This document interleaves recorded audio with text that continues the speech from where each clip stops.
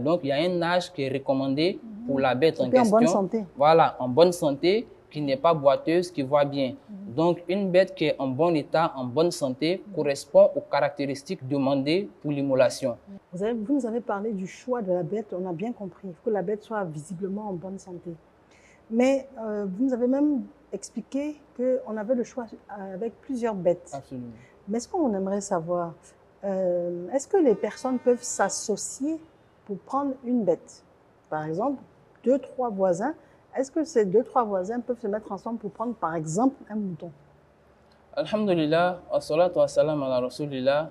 Voyez-vous, directement, je réponds à cette question-là par l'affirmative. Seulement, ça se suit d'explications. Allah dit dans le Saint-Coran, Allah veut pour vous la facilité et Allah ne veut pas pour vous la difficulté.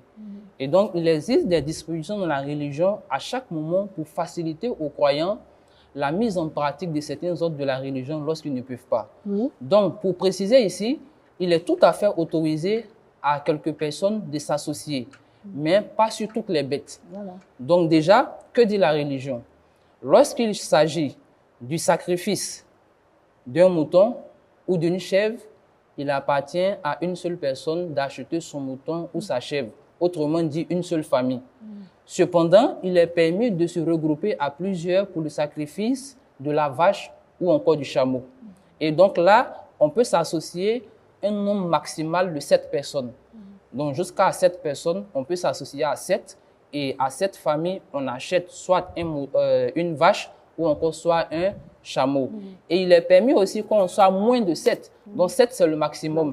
Mais à moins de 7, si nous sommes 2, 3 ou 4, on peut s'associer et puis on achète soit une vache, soit un chameau. Et cela nous permet d'avoir de la viande pour nos familles, à défaut d'avoir pu acheter un mouton seul. D'accord. Maintenant, est-ce qu'un chef de famille, donc le responsable de la consommation dans le ménage, est-ce qu'il peut, par exemple, s'endetter pour acheter le mouton ou bien le bœuf pour sa famille? Ce qu'il faut dire déjà, c'est qu'il y a un principe de base dans la jurisprudence islamique. Ce principe de base-là, c'est lorsque nous sommes face à une situation, on choisit le chemin le plus facile. Donc, entre deux situations difficiles, on choisit le moindre mal et entre deux situations faciles, on choisit celui qui est encore plus facile. Vu que le sacrifice de la fête n'ayant pas un caractère obligatoire, celui qui ne le fait pas, on ne lui tiendra pas rigueur de ne pas avoir fait cela. Par conséquent, il n'est pas recommandé à la personne de s'endetter pour le faire. Ceci étant, s'il décide quand même, nonobstant tout cela, de s'endetter pour le faire, il lui est permis à condition qu'il ait bien sûr l'intention et les capacités de rembourser.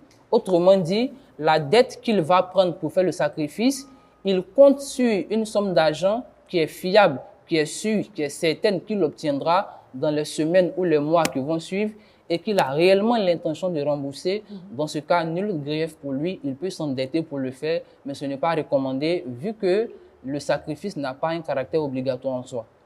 Merci énormément d'avoir répondu à nos différentes questions. Je me rappelle, nous étions avec l'imam Samaké Mohamed, donc de la mosquée de Benjerville.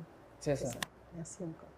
Au terme de cette émission spéciale en ce qui concerne l'approvisionnement en bétail, en mouton pour la fête de Tabaski 2024, nous espérons que cette émission vous aura permis d'y voir plus clair et surtout de savoir comment gérer votre budget. Madame, monsieur, moi je vous donne rendez-vous dans 2 semaines. D'ici là, sachez que vous pourrez retrouver nos différentes émissions sur tous nos réseaux sociaux, également sur le site du CNLVC, qui est donc le Conseil national de lutte contre la vie chère. Madame, monsieur, bonsoir.